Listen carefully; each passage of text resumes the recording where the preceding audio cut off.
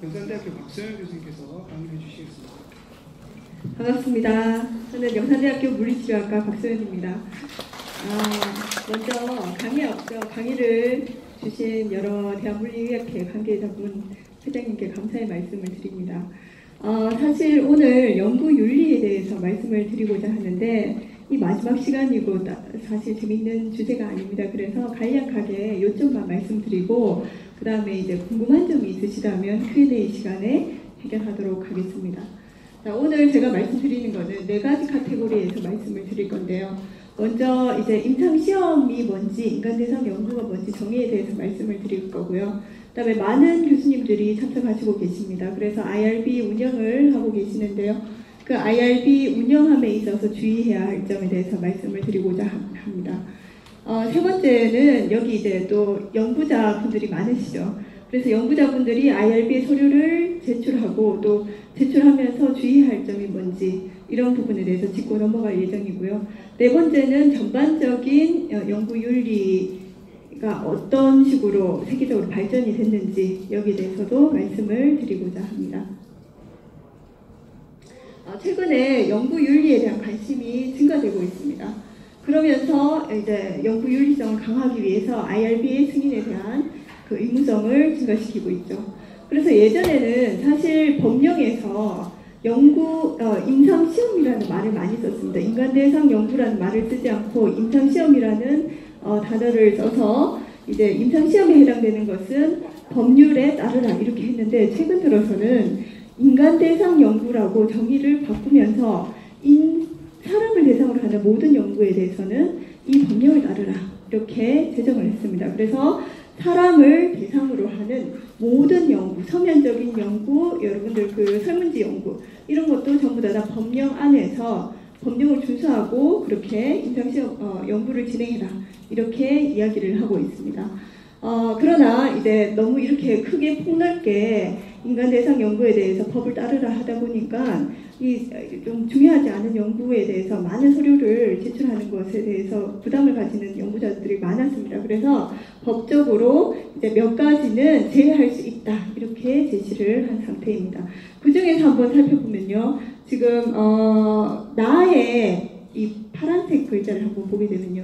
신체적 변화가 따르지 않은 단순 접촉 측정 장비 또는 관찰 장비만을 사용하는 연구 등은 임상시험에 면제를 할 수 있다. 이렇게 법령으로 이렇게 규정을 해놨습니다. 이것은 우리가 물리치료사가 대부분 연구하는 것들이 여기에 해당이 됩니다. 그래서 우리의 연구는 임상시험의 법령 안에 들어가지만 면제를 받을 수 있는 연구에 해당될 수 있다고 말씀을 드리고 싶습니다.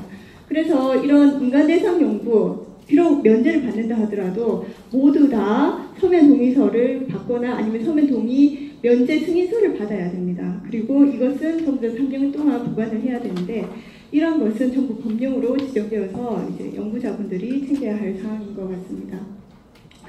실질적으로 이 생명윤리법 적용 연구의 예시를 한번 보게 되면요.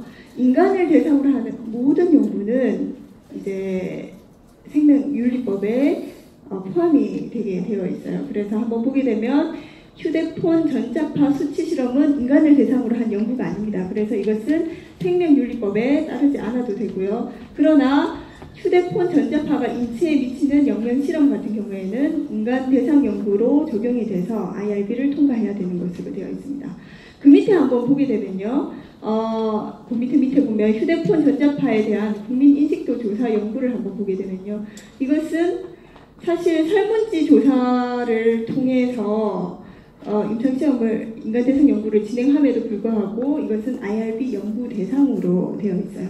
그런데 이렇게 되면 IRB 서류를 준비해야 되는 과정에서 굉장히 복잡할 수 있습니다. 그래서 우리가 어떻게 만들어놨냐 하면 IRB에 내가 면제 대상이 되는 연구입니다 하고 이렇게 면제 승인을 받도록 해서 약간 서류를 줄일 수 있도록 되어 있습니다. 그러면 IRB의 운영에 대해서 좀 말씀을 드리겠습니다. IRB의 풀텀은요, Institutional Review Board라고 해서 기관 생명윤리위원회라고 우리나라에서는 보통 불리게 됩니다. 이것은 예전에는 병원에만 설치되어 있는 기관이었는데 최근에 법이 바뀌면서 여기 중간에 한번 보시면 교육기관에서도 IRB를 무조건 설치를 해라. 설치하지 않으면 최대 과태료로 500만 원을 물리겠다. 이렇게 법령으로 지정을 해버렸습니다. 그래서 앞다투어서 최근 대학에서 IRB를 설치하고 있습니다.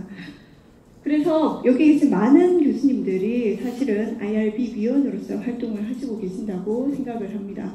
그러면 IRB에서는 다음과 같은 부분에 대해서 평가를 하는데요.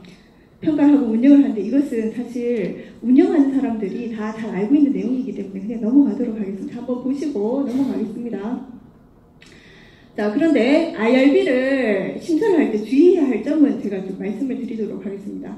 IRB의 주요 검토 사항을 한번 보게 되면요. 이 실험의 실시자의 자격을 보도록 되어 있어요. 그러면 여러분들이 이제 우리가 IRB에 서류를 제출할 때 임상시험 계획서와 함께 뭐를 제출을 하시냐 하면 내가 IRB와 관련되어 있는 서류를 받았습니다 하는 교육 자료를 제출하게 되어 있어요. 이것 때문에 많은 연구자분들이 굉장히 곤란해 하십니다. 왜냐하면 이제 석사 논문을 쓰거나 혹은 해외에 전화를 투구하기 위해서 IRB를 받아야 하는데 거기에서 요구하는 서류 중에 교육을 몇 시간 들었습니까? 그 관련된 자격증을 내십시오. 이렇게 얘기를 한다면 갑자기 교육을 하는 장소가 없지 않습니까? 그래서 그것 때문에 굉장히 곤란해 하시는 분들이 많으세요. 그래서 제가 오늘 여러분들께 좋은 교육, 인터넷 교육 시스템을 알려드리고자 합니다. 여기 한번 보시면요. 질병관리본부에서 주관하는 IRB 교육이 있습니다. 여기에 보면 이거는 항상 인터넷으로 진행되기 때문에 항상 들을 수가 있어요. 그래서 여기에서 이런 주제를 찾아가지고 교육을 들으신다면 쉽게 이 자격을 갖다가 득할 수 있을 거라고 생각을 합니다. 그 외에도 IRB에서 어떤 상황을 보게 되냐면요. 계획서는 당연히 잘 검토를 하겠죠. 그 다음에 피험자의 동의서에 대해서 꼼꼼히 체크하도록 되어 있습니다. 동의서는 다음과 같은 상황에 대해서 꼭 적으라고 법에 정해놨습니다. 그래서 여러분들 나중에 IRB에 뭔가 서류를 제출할 때 동의서를 작성할 때는 이 8가지 사항이 다 들어가 있는지 꼼꼼하게 검토를 하시면 될 것 같아요. 자, 그런데 동의서에서 우리가 이제 가장 중요하게 생각하는 부분이 이 서명 부분이에요. 자, 여기서 한번 보게 되면 이건 옛날 폼인데 날짜, 서명했는 날짜가 있죠. 그 다음에 이 피험자의 그 생년월일, 성명, 자필 서명, 날인이 들어가도록 되어 있고 임상시험 책임자의 또 날일과 전화번호가 적도록 되어 있습니다. 자, 보통 이건 옛날 소식이고요. 최근에는 어떻게 되어 있냐면 피험자가 이 서명했는 날짜를 적도록 또 되어 있어요. 그 다음에 책임자가 서명했는 날짜를 적도록 되어 있습니다. 그런데 IRB에서 뭐를 검토하냐 하면 이 동의서를 갖다가 다 받고 난 뒤에 동의서를 회수하지 않습니까? 그때 이 피험자가 적었는 날짜, 책임자가 적었는 날짜가 동일한 날인지를 검토하도록 되어 있어요. 그래서 여러분들 연구자분들께서 이 임상시험 계획서를 제출하고 실질적으로 동의서를 받을 때 이 날짜를 갖다가 맞춰주지 않으면 나중에 IRB에서 이것에 대해서 문제를 제기할 수 있습니다. 그래서 이거는 한번 검토하고 넘어가셨으면 좋겠습니다. 자, 심의는 다음과 같은 절차를 통해서 심의를 하고요. 이 심의했는 상황은 반드시 회의록에 기록이 되어야 합니다. 자, 이 부분이 이제 많은 학교에서 강조하고 있는 부분인데요. 나중에 IRB는 정기적으로 3년에 한 번씩 점검하러 실사를 나오도록 되어 있습니다. 그런데 이 실사가 나왔을 때 회의록이 없다면 굉장히 문제가 되는 상황이에요. 그래서 지금 운영을 하시는 분들은 이 회의록을 만약에 그때 실사가 나온 다음에 보통 회의록을 거꾸로 써내려가게 됩니다. 언제쯤 회의를 했고 누가 참석했는 것이다 하고 이렇게 거꾸로 써내려가게 되면 굉장히 많은 작업을 나중에 해야 됩니다. 그래서 이런 것들을 미리 학교에서 만들어 놓고 다 기록을 좀 해놓으셨으면 좋을 것 같아요. 그리고 또 우리 학교에서 한번 보게 되면 우리 학교의 그 예문인데요. 연구를 IRB를 심의를 할 때 각 심사위원들이 이와 같은 형식의 맞추어서 연구 계획서가 작성이 됐는지 검토를 하도록 되어 있습니다. 그래서 여기서 한번 보게 되면 다 적절한가에서 예스가 안 나오면 그것은 이제 심의 검토가 되게 되는 거죠. 그러면 이런 것들이 만약에 타 학교에서 이런 양식이 있다고 한다면 연구자들은 어떻게 준비를 해야 되냐 하면요. 이 연구에 맞춰가지고 내 연구가 정확하게 다 들어가 있는지를 검토를 한다면 IRB 심의를 쉽게 통과할 수 있겠죠. 그 다음에 심사위원들은 여기에 맞춰서 심의를 하게 된다면 또 심사를 좀 꼼꼼하게 잘 할 수 있을 것 같습니다. 그래서 사실 이러한 것은 기관생명윤리위원회에서 IRB에서 그 운영 지침을 잘 만들어 놓는다면 연구자와 그다음에 그 심의하시는 분들이 모두 다 공정하게 심의를 잘 할 수 있을 것 같습니다.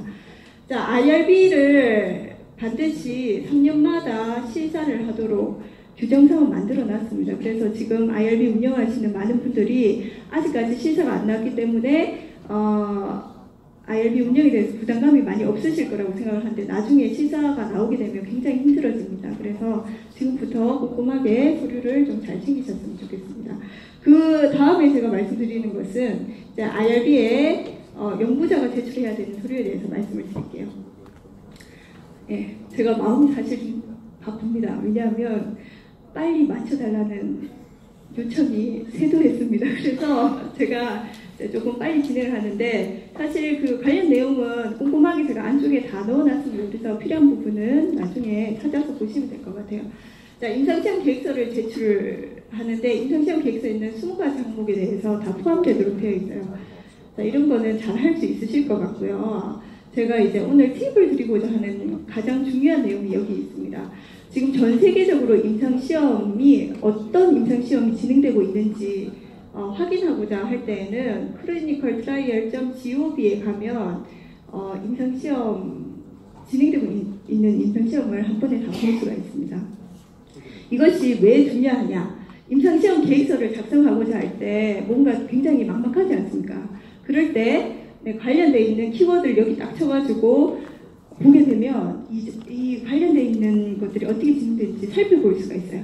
그래서 이거에 참고해서 임상시험 계획서를 작성할 수 있기 때문에 이 사이트를 좀 이용하시면 좋을 것 같고요. 이것이 이제 미국의 NIH에서 운영한 사이트라고 하면 우리나라에서는 크리스라는 사이트를 똑같이 운영을 하고 있습니다. 자, 그런데 이 크리스가 중요한 이유를 지금부터 설명을 드릴게요.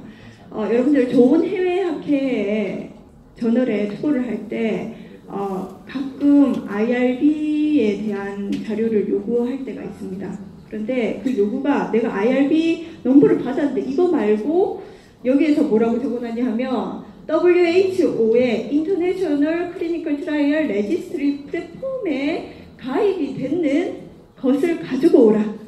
이런 식으로 요구하는 저널이 있습니다. 제가 뭐 예를 들면 BMC 저널을 하나 들고 왔는데요. 그랬을 때 많은 연구자분들이 포기를 하죠. 아, 내 연구는 여기에 낼 자격이 없구나 하고 포기를 하게 되는데 사실은 우리 크리스가 여기에 가입이 되어 있습니다. 그래서 여러분들 IRB 심의를 받고 난 뒤에 크리스에 등록을 한다면 이 저널에도 투고가 가능합니다. 그리고 또 크리스 자체는 뭐냐면 임상시험이 끝난 후에도 등록을 할 수 있게 되어 있어요. 그래서 만일 내 연구가 IRB가 이제 이렇게 요구가 된다 하면 그 시점에서 다시 크리스에 등록이 가능합니다. 그래서 여러분들 이 사이트를 갖다가 기억하셨다가 조금 좋은 저널에 투자할 때 이런 게 나온다 하면 당황하시지 마시고 이용을 하셨으면 좋겠습니다. 자, 이 크리스가 여기에 포함되어 있는 것을 증명하는 자료고요. 자, 이 크리스를 한번 살펴보게 되면 홈페이지는 이렇게 생겼습니다. 자, 그 다음에 여기에 이제 주소가 적혀 있는데요. 이거는 꼭 기억을 해두셨으면 좋겠어요. 그러면 제가 이 크리스에 들어가서 자세라는 것을 찍어봤었을 때 쭉 자세와 관련된 임상시험이 쭉 뜨게 되어 있습니다. 현재 한국에서 진행되고 있는 임상시험이 쫙 다 뜨게 되는데 그 중에서 맨 위에 거를 제가 한번 가져왔어요. 맨 위에 거 요거를 클릭해서 가져왔더니 다음과 같은 내용이 좀 안쪽에 다 기입이 되어 있습니다. 그래서 여러분들 이런 거를 보면 이제 임상시험 계획서를 쓸 때 굉장히 참고가 될 만한 내용이 많을 것 같아요. 그래서 이거는 한번 참고를 하셨으면 좋겠고요. 그 다음에 임상시험을 실시할 때 이제 연구자들이 조심해야 되는 사항이 있습니다. 뭐냐면 취약한 환경에 있는 연구 대상자에 대한 임상시험에 대해서 굉장히 조심을 하셔야 돼요. 이 내용은 뭐냐면 여러분들이 이제 학교에서 교수로 재직하시는 분들이 많습니다. 또는 학교의 후배를 대상으로 해서 연구하시는 분들이 많아요. 그러면 후배나 학생들은 나의 연구에 vulnerable subject, 즉 취약한 연구자에 해당되는 대상자가 돼버립니다. 그랬을 때 IRB에서 연구자를 다 모집하고 살펴봤더니 이분들은 전부 다 물리치료학과 학생인데 뭔가 연구윤리에 저해됩니다. 연구가 굉장히 잘못된 것 같습니다. 이렇게 IRB에서 얘기를 할 수 있을 것 같아요. 그래서 사실 그런데 우리가 실험을 할 때 다 후배나 학생들 대상으로 실험을 하지 않습니까? 그렇죠? 예, 그래서 이것을 피해가기 위해서는 어떻게 해야 되냐면 연구자를 모집할 때, 연구 대상자를 모집할 때 항상 광고를 활용했다. 내가 직접적으로 땡겨왔다. 이렇게 하면 안 되고 이 피험자들이 자발적으로 참여하도록 내가 뭔가 장치를 해놨다. 이런 말을 계획서에 써놓는 게 좋습니다. 그리고 이 광고를 갖다가 IRB에 광고, 저는 오늘 이런 실험을 하는데 대상자는 어떻고 이걸 어떤 절차를 거쳐서 실험합니다 하는 광고 문구를 하나 만들어서 이것을 IRB 허가를 받게 된다면 충분히 취약한 환경에 있는 연구 대상자에 대한 연구도 IRB에 저해 없이 잘 진행을 하실 수 있을 것 같습니다. 그 다음에 이제 혹시나 연구를 진행함에 있어서 이제 이상 반응이 나타날 수가 있어요.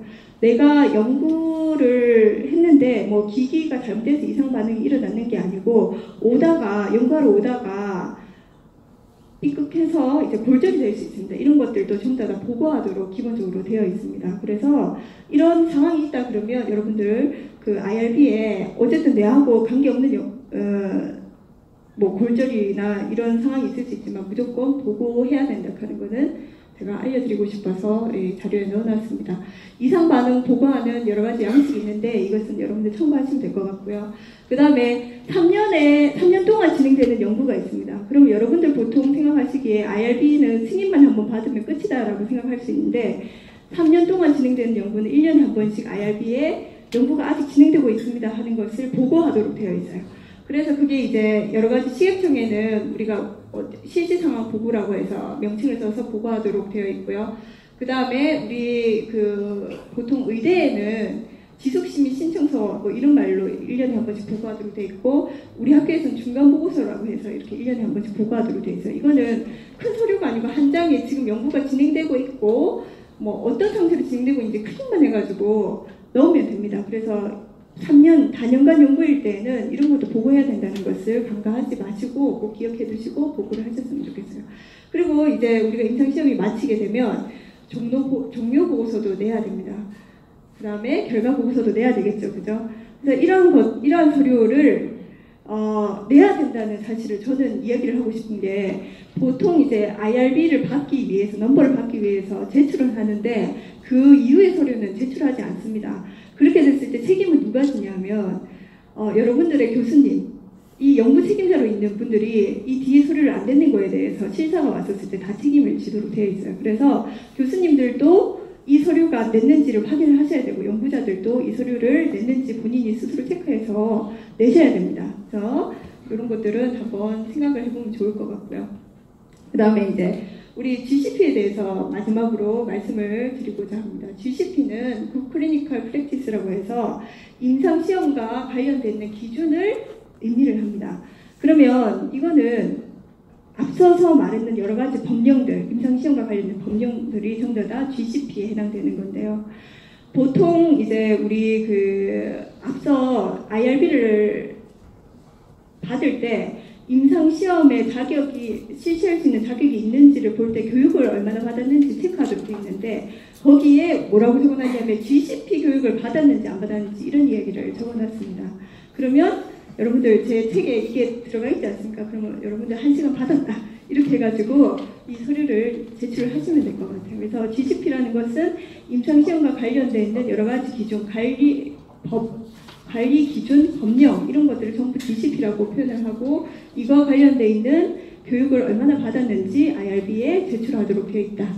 이런 얘기를 하고 싶고요. 자, 임상시험 윤리 역사를 한번 보게 되면요. 옛날에 우리 미국에서 투스키지 매독 연구를 실시했는데 이게 뭐냐면 가난한 흑인들이 매독에 걸리게 되면 어떤 식으로 죽는지를 관찰하기 위해서 흑인들에게 어떻게 얘기를 했냐면 제가 보건소에서 제가 약을 주겠습니다. 이 약이 전부 매독약이니까 매독 걸린 사람들 오셔가지고 드세요라고 얘기를 했어요.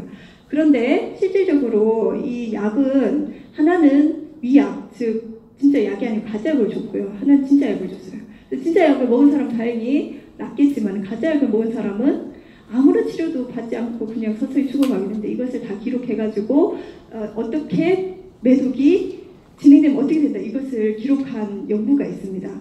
그 사건을 계기로 해서 이제 이게 문제가 된다 해서 뉘른베르그 강령이 생겼어요. 그런데 이 사건이 터지고 난 지 얼마 안 돼서 탈리도마이드 사건이 일어났어요. 이건 뭐냐면 유럽에서 그 임신했었을 때 입덧 방지약 있죠. 그 입덧 방지약이 효과가 있다 하면서 이렇게 팔았는데 막상 그 약을 먹고 났지 애를 낳았더니만 애가 팔이 한 짝이 없고 좀 기형이 된 애들이 막 이렇게 나왔습니다. 그러니까 이제 임상시험, 즉 약 같은 거는 함부로 먹이면 안 되겠다. 임상과 우리 사람에 해당되는 그런 약물이나 이런 것들은 철저하게 규명하고 그 다음에 약을 제시하든지 윤리적으로 해야 되겠다. 이런 게 사회적인 이슈가 되면서 이때 헬싱키 선언을 하게 됩니다. 보통 논문을 쓰면 우리가 IRB 규정에 따랐고 헬싱키 선언에 따라서 윤리적으로 우리가 진행했다 이렇게 많이 쓰시잖아요. 그죠? 그래서 이런 사건들 때문에 그런 선언이 나타났고요. 그 이후에 벨몬트 보고서라든지 CIOMS 가이드라인이 이제 점점 이제 규정이 강화되면서 최근에 ICH, GCP 즉 세계적인 윤리 기준을 갖다가 만드는 근간이 되는 여러 가지 보고서가 이때 나오게 됩니다. 그래서 이 보고서에 대해서는 사실 굳이 다 얘기를 할 필요는 없을 것 같고요. 제일 중요한 거는 자발적인 동의를 받아야 된다. 그 다음에 취약한 피해자는 반드시 보호해야 된다. 이런 내용이 적혀 있어요. 그래서 이제 여러분들이 이 부분에 대해서는 조금 주의하셔가지고 연구를 진행을 하시면 될 것 같습니다. 예, 제가 오늘 강의할 내용은 여기까지고요. 사실 많은 내용을 준비를 했는데 다 설명드리면 좀 재미가 없을 것 같아서 빨리 마치도록 하겠습니다. 네, 궁금한 사항 있습니까?